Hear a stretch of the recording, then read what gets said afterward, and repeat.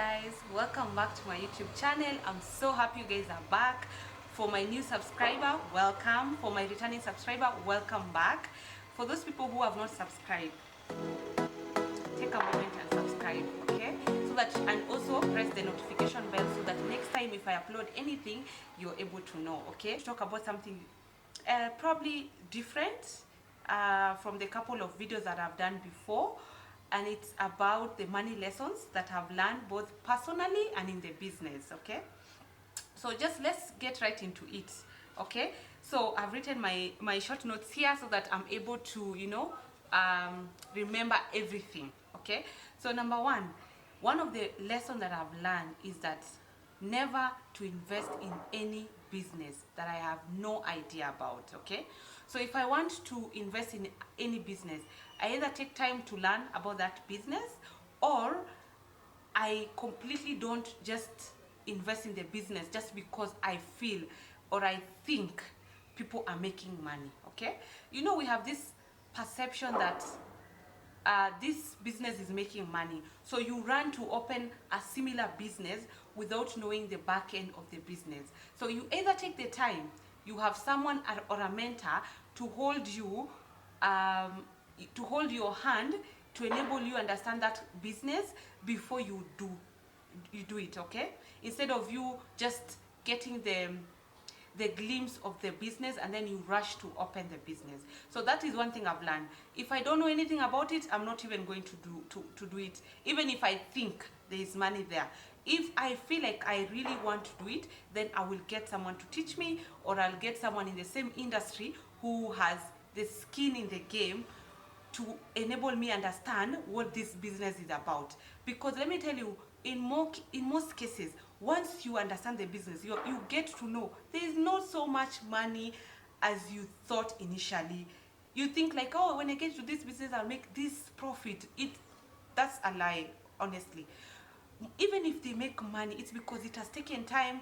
They have innovated themselves in a way that even if the business does not bring a lot of money, there's other things that help them grow the business for them to get the money that you think they are making. But it's for example, if you open, everyone rushed into opening a chemist, okay, because people say, oh, there's money in chemist, people always get sick, quote and unquote, like people are always sick.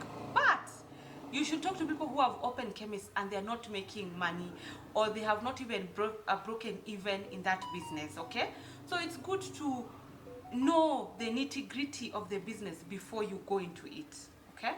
Number two, guard your financial life with your life, with everything you've got. Let me tell you guys, you know, if you decide that you're going to lend money to your friends or to your family, yeah, lend money that you're willing to lose. That's, if someone comes to you and they ask for any sort of money, you say what you can be able to give and forget about it. This thing of you will return this money, or give me this amount of money, I'm going to return back when I get paid, or when I do anything, that is one of the greatest mistake you can do. Just for me, I've learned, if I'm giving you money, I'm giving you like it's just a gift, okay? When it comes to family, when it comes to giving money, I have a boundary as to how much I'm willing to give, depending on my budget, depending on my income, depending on all those things. So for me, family is a non-negotiable to give, because this is family, yeah?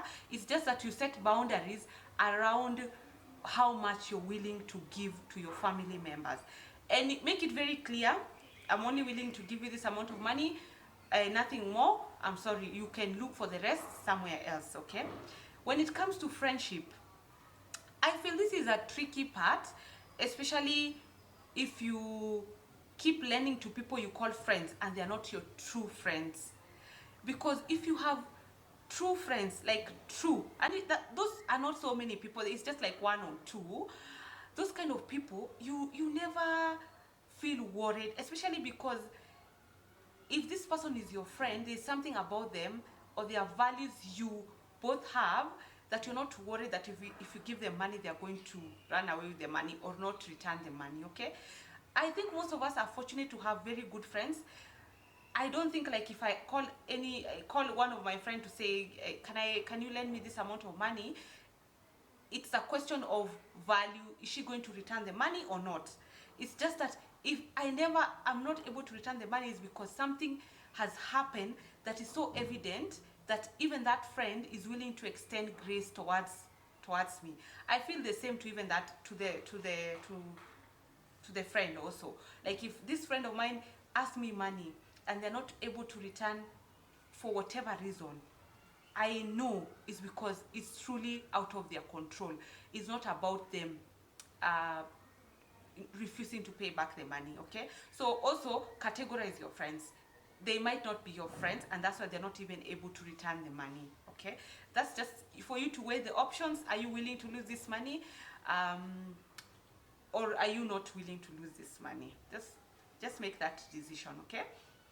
Another thing is, hey, this one, hey, you guys, please, may you always ensure you ask the Holy Spirit to guide you when it comes to getting into any relationship or partnership or marriage. This is one of those things that can be the beginning and the end of your finances. If you get into wrong partnership, yako imeisha. You know, because money infidelity is one of the leading causes of people separating or divorcing or ending up in very bad situation, okay? So be very careful which life partners you choose for yourself and how they handle money, because it can be the beginning and end of you. That's what I'm gonna say, okay? Number 4, always cut your losses early enough when it comes to business. For example, if you open any business and you have sort of put in money, you have invested money in the business, you have tried to grow this business and nothing is happening. This business is just leaking money. It's not making you money. You have borrowed from the bank, institutions, and you keep investing in the business and the business is not giving you return, okay? Be able to discern early enough that it's time for me to leave this business, okay? Because I've seen in most cases, you stay in the business long enough and it milks you dry. By the time you decide to close down that business, it has done a number on you. You're in huge debts. You have debts with your suppliers. It's really drained you, okay? So cut your losses. If you think I have invested money here and I'm not seeing any change in this business, cut your losses. Pull what you are able to pull. You know what happens? As much as people fear cutting their losses early enough, I feel like once you cut your losses, you close that business, you can go back, re-strategize, and come back. Guess what? You're not coming back as a fresh perspective.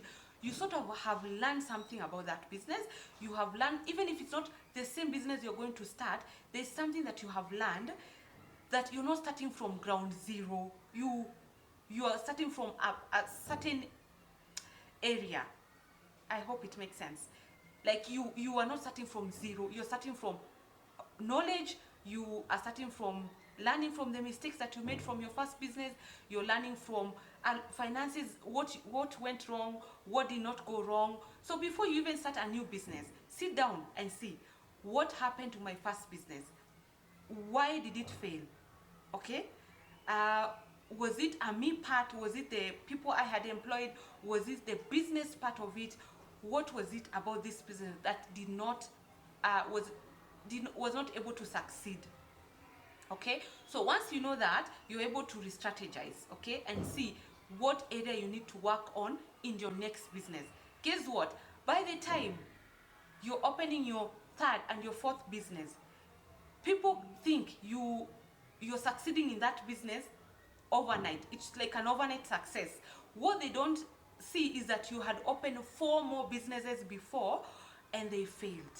Okay, and not just, it's not even a failure, it's a lesson. You pick your lessons, you open the next one. You pick your lesson, you open the next one. So people think, oh, she opened a hardware and now she's an overnight success. No, talk to people. People will tell you, this is not my first business. And in that, like for me, an example with myself, I have done so many businesses. Like I have, my first business was a daycare center. I did that for a couple of years, picked my lesson, left that business. I started traveling to Uganda to pick some cloth items, then I would bring them to Kenya. Let me tell you guys, I have done here and there, like I've done several business here and there, okay? So there are lessons I have learned in every business I have opened, okay? So every time if I'm doing this new business now, if I'm doing any other business now, there are things I have learned before that when I operate this new business, you might think, oh, she knows what she's doing. No, it's because there were lessons I picked along the way. There are things I'm like, okay, that business didn't succeed because what? The next business, why did it not work out? So you keep picking your lessons, and then people see you as an overnight success, okay? So don't look at, if you want to open a business, talk to people who have done this thing before, okay? And when you hear their stories, or when you hear what they have been, why they are where they are, they did not start there. The problem is for you to compare this person's journey with your beginning journey.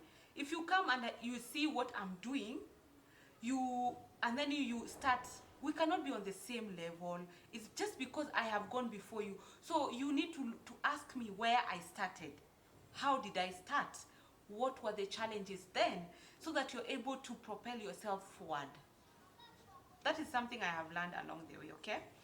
So, another thing I have learned when it comes to business, money, investing is no investment vehicle is guaranteed, okay? This thing of it's 100% guaranteed, it's not true, okay? Every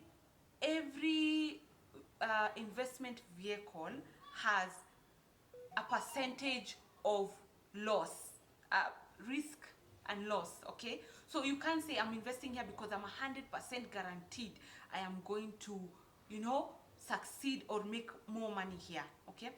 Let's assume the people say when you invest in property, you can never go wrong. True, you can never go wrong. But haven't we seen where people have done buildings and then they later come to realize they build on lands that were not supposed to be built on. So they are forced to bring the building down, okay? So if this person had taken a loan to build, to invest in this venture, okay, they might initially, it was a very positive investment, but it's never guaranteed that something cannot happen for you to lose that asset, okay? So it's never a guarantee. So the best thing for you to do is to invest in different vehicles. Invest in property here, invest in money market here, invest in bonds, invest in shares, so that you're not putting everything in one basket just because you think that is the best investment vehicle to make you money, okay? 100% diversify your investments, okay? Something else I have learned is that always borrow money to put in an investment or in an asset, then use the profit to acquire liabilities, okay? And this is for me, this is how I understand. For example, if I want to buy a car, assuming I want to buy a luxurious car, like I want to put some money in the car, I will better take the money and put it in an investment or an asset, maybe increase my stock in the business, or increase the range of product that I'm stocking in my business that I feel is going to make me money, okay? Because in most cases, people in business put a percentage of when you're selling their goods, like a 15%. So you're putting a 15% margin on your products, and this is able to give you let's say 10% profit, because probably 5% is divided between, it's distributed upon your expenses. Okay, so you have like a 10% coming in as a profit every month on your sales. Okay, so if I am able to expand my product range, borrow money, put it into expanding my business or expanding a product, then whatever profit I get, now I am able to acquire liability. Okay, hope it makes sense. Okay, so this is something I have learned. Always invest in assets, then use the profit from the asset to acquire your liabilities. It will give you a very low chances of you making high money mistakes. Okay, because if I was, let's take this example again. If I was to borrow money from the bank directly and put it into the car, as much as a car can be an asset in the way it's operating in the business, it's a liability in the long run, because it is losing money. I'm paying for the fuel, I'm paying for the maintenance of the car. All these things are an expense. As much as it's bringing me money in the way it's able to supply or help my business grow, it's also a liability, because in another 5-10 years you might be forced to dispose of this car because of mechanical issue and get another one. Okay, so if I borrowed money directly and put in the car, there's a difference with me taking money, putting in the business, profit from the business, acquiring the car. Are we together? So for me, that's one of the things I have learned. Okay, another thing I have learned is that your business money is not your money. Ooh, can we say that again? Your business money is not your money. If my business makes 1 million every month, that's not my money. My money is a salary that I have allocated to myself every month. That is the money that is mine. Okay, so I cannot tell you that I made 1 million shillings or I am making 1 million shillings. No, that's not true. I have suppliers to pay, I have people to pay. Okay, so the money that I have allocated, depending on the amount of money that I know I can be able to pay myself comfortably, that is my money. Okay, the rest is not my money. That's a business money. Okay, so don't say, that's why it's important to separate your business money from your sorry, it's important for you to separate your business money and your personal money. Okay, so you take your business money, or you set up accounts, your business account, your personal account, your saving business account. Okay, so anytime money comes in at the end of the month, or however you pay yourself, you take a portion of what you have allocated as your personal money or your salary. Okay, and then you put it into your personal account. Then the rest of the money remains in your business account, or it's transferred to the business expense account, where it pays for the rent, for the electricity, for the employees. Okay, then you have, and your suppliers, then you have a business saving account. Okay, which is very important. And I'm going to say this, I'm going to add on this. The reason why you have this separate account and why it's crucial for you to have them is because it helps you see what is happening in your business. Okay, so if I put my money in the business expense account, I'm able to see, if anyone comes to the business, is able to see the general view of how much do I spend in my business as expense every month, because they come from this certain account. Or if I put this money in my savings business account, then it enables me to see, if I want to grow the business, how much money do I have in my savings account. Or when it comes to end of the year taxes, you have a certain amount of money saved in your business savings account that you can withdraw and pay your taxes. Or if anything happens in your business and you're required to foot some money, you can access your business savings account to help you with this emergency. Okay, so those are the things that I have learned along the way, that they are very important. Do you learn these things overnight? No. Do you make mistakes? Yes, you do.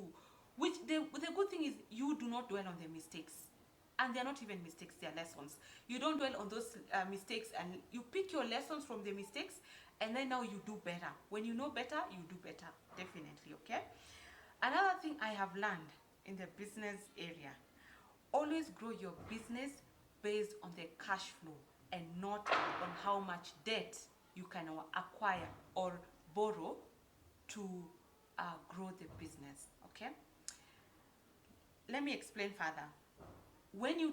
Most people, what they do is, when you start growing your business, so you're taking money, your suppliers are you're paying the suppliers using your account. Okay, so you're writing checks to pay your suppliers, you're writing checks to pay for other expenses, you're paying your employees, you're transferring money from your business expense account to your employees salary account. Okay, so when the bank sees how your business is operating, because money is coming in, money is leaving the account, so they are able to see your credit and debits. So it's very easy for you to access credit, because they are able to see, okay, we can see this person is making some debit and credit, like the business account is very busy. Okay, so that one enables you to get credit facility to finance your business. Okay, so there's a problem with that also.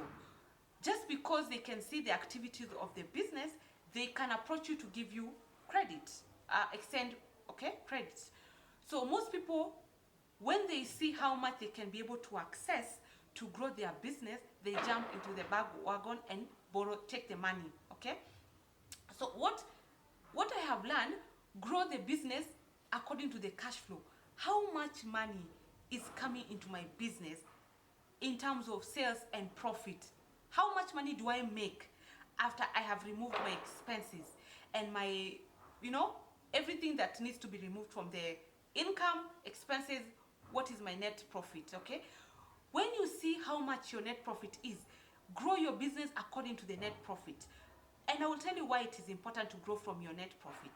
Because when you take debt, if I'm able to access 2 million to put in my business, there's two things that is going to happen in this. One, I'm going to end up paying a lot of interest on the debt that I've acquired from the bank, from the institution that I've borrowed from. Number two, there's pressure of paying back that money. Okay, so there's pressure of you, constantly knowing you have to pay back this amount of money.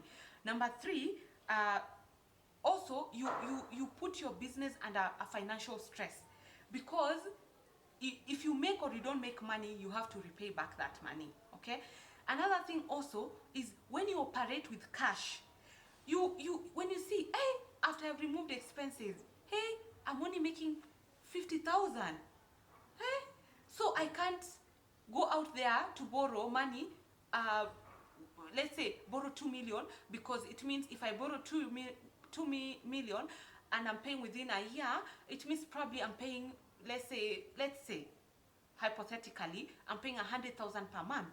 But I don't have that money. If I look at my business, I'm not able to generate 100,000 to be able to repay back the loan or the debt. So when you operate from your cash, a net cash profit, or your cash flow, you're able to see, I can only take debt worth this amount of money because I'm only able to pay 20,000. So if the bank is offering to give me 1 million, I will graciously decline, because I'm not able to pay whatever that amount of money is. I'm gonna do a calculation and probably put it on the side. If I'm able to, if they offer me 1 million, probably I can't take 1 million, because the repayment amount per month is, let's say, 80,000. Am I making 80,000? No. So how much money can I borrow if I want to borrow to grow the business? Probably I can borrow 300,000, because I'm able to pay 20 or 25,000 per month towards that. Because again, you cannot borrow everything that is your net profit. Hey, I hope I'm making sense. So if your net profit is 50,000, can you borrow 600,000? Let's assume it's 600,000, so that every profit goes to paying the debt? No, you can't. So you can say, out of the 50,000, I can be able to part away with 20,000 if I take any debt or any facility, and then the 25,000 I'm able to save or keep it as an emergency.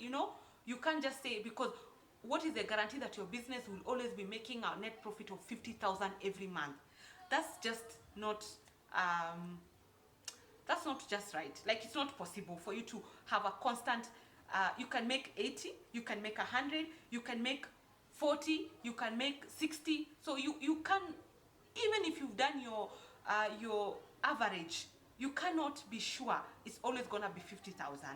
So you have to also leave a room of, in case I don't make 50,000 and I took a facility, I'm able to pay because I have subdivided, and I'm sure that even if I do the lowest sales, or I do the lowest, when the things are so bad, I am able to manage to pay the 20,000. You guys, I hope that has made sense. Again, also, when you're using cash, there are things you will not indulge with, let me tell you, okay? Because you will minimize your cost. You will make sure you don't pick unnecessary expenses. So now let me tell you another thing. If you borrow money and you see $1 million in your account, all of a sudden the chair you're sitting on seems as if it's not doing its job, okay? So you're like, we can upgrade the office. But if you're using cash and you can see 50,000 only, you cannot run to go buy a chair worth 25,000, okay? But when you have $1 million and you had not sufficiently catered for that 1 million when it comes to you borrowing for the business, you might think that having good seats in the office is important because you have the money to finance that expense.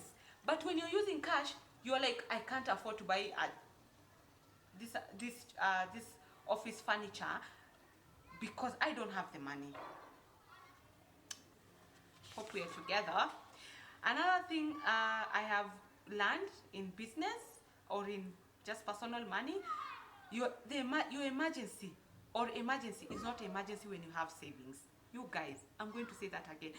Emergency is not an emergency when you don't have an emergency fund, okay? So in most cases, if you put an emergency fund, you will not be encountering when you have savings, okay? Emergency cease to be emergency, because if you wake up today and you have a problem with an example, something has come up and probably your car can't, something has happened to your car. If you didn't have savings, then it's an emergency and you have to look for money. But if you have savings, you just go, you feel pain, by the way, you guys, you feel pain, you go take the money, take the car to the garage, it's fixed, done. Then you look for money to replenish, that's the word, replenish the emergency savings, okay? So all of a sudden, that thing that seems like an emergency is not an emergency, okay? Or if someone gets sick and you need certain amount of money, you're able to just go withdraw your savings, cater for that expense, be done with it, then look for more money to replenish your emergency savings, okay? So emergency is not an emergency when you have savings. So always ensure that regardless of what happens, you have money set aside for anything, for rainy days, because rainy days are inevitable in our lives, okay? Another thing that I have learned is that always make a decision to not increase your lifestyle with your income. Haven't we all done this mistake? Anytime you increase your income, anytime there's an increase on your income, there's also an increase on your expenses or your lifestyle, okay? So something I have learned, especially when you're starting, especially if you're new and you've just been employed, this is one of the greatest mistakes that I feel like I also did, is because you start with a small salary. So anytime your income increases, your expenses increase. Anytime there's more income, your expenses increase. So you don't do your financial journey or financial freedom doesn't come easy because you kept increasing your expenses with your income. Imagine if you kept gave yourself like a certain amount, a period of time, say I'm going to save amount of money consistently, and I have remembered something. So the good thing for you to do is set up system when you start working. Okay, say for example I'm going to be saving 15% of my income consistently regardless of what happens. Okay, and then as the income increase, you increase the percentage. Okay, so you say every year I'm going to be increasing my savings by probably, let's say, 2%. Okay, so that regardless of how much money you earn, it's proportional to how much money is going to your savings account.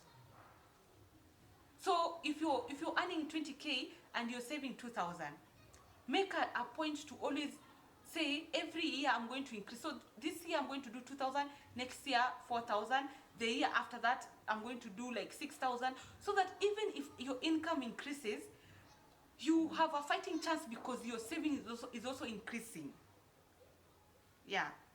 So put system in place so that you don't find yourself in the lifestyle creep where you increase in your expenses as your income increases. That's something else I've also learned. Another thing I've learned, which is that my last point, is that I wish I didn't stay in with one employer for so long, because that is one of the biggest money mistake. When you stay in one or you work for one employer for so long, you sort of tend to stagnate when it comes to your income. Okay, and if your income stagnate, it means the amount of money that you're able to earn is limited. So it means your financial growth can be very slow or just constant, like you never grow. Okay, because there's a tendency of familiarity breeding contempt. Okay, because they know you and they have seen you. It's so hard for them to increase your salary, like add for you income. Okay, even if you grow in your areas of expertise, they just feel like they know you, so why would you be asking for this amount of money?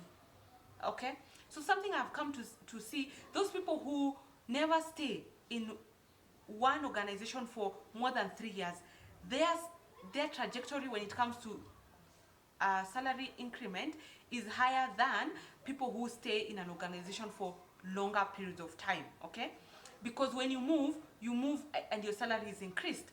And let me tell you something else. Even if you for example come up with an idea in your organization and you're able to do more, you're not compensated for the more that you're doing. But if you take the more that you have learned and go with it to another organization, then they recognize your potential, or they recognize your capability in that area, and they give you more money. But if you stay in one place, even if they just tend to generalize what you have learned, everything in one, so they pay you according to how they know you. So for me, my advice, and this is my personal advice, I think anyone should just do at least a maximum of 3 to 5 years maximum and move. Okay, because again, you don't have time to keep you waste more time in one organization instead of you trying to, again, you're young, you're able to take risk, move from one job to another. So by the time you're settling down, your income is high, you have grown in your area, you have grown in your career, you also make a decision. Also, I think it also depends with the organization, but it's important that you make a decision, the trajectory of your career, how long you want to be in a certain organization, how much money do you want to earn, because there are people who we have to be cognizant of the fact that there are people who do not want to grow when it comes to their income. The people who are very comfortable with what they get. So, but the people who want to grow, it's very important for you to have a mental note of where you want to go and see, is this organization that I'm working currently able to propel me to where I want to be? Okay, so this is a personal decision. These are my personal observation, personal things that have happened in my life. These are things that I've learned along the way. The school of hard knocks, you know, where you learn as you go. Okay, because I've also realized in most cases that even if you go to school, things, when you come to do things practically, uh, practical things help you understand a lot of things than the theory part of it. Okay, so these are things that I have learned as I have navigated my financial life, like financial ups and down. So these are the things I've learned. I hope also you guys have these things are going to help you. If you have not made these mistakes, probably you can avoid them. And if you've made the mistakes, it's just lessons. Pick your lessons and move on, like move forward. Okay, in one, if you do in this business, make sure in the next business you don't repeat the same mistakes. Okay, so I really want to hear, you know, I like learning about this business mistakes, personal money mistakes. What mistakes have you done in your personal or business? You know, money mistakes.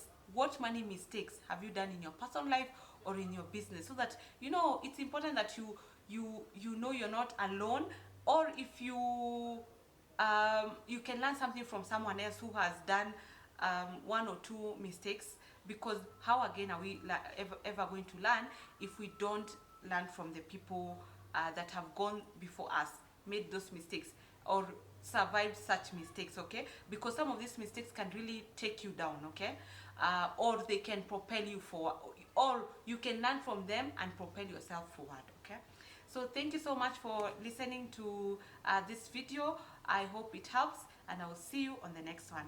Bye.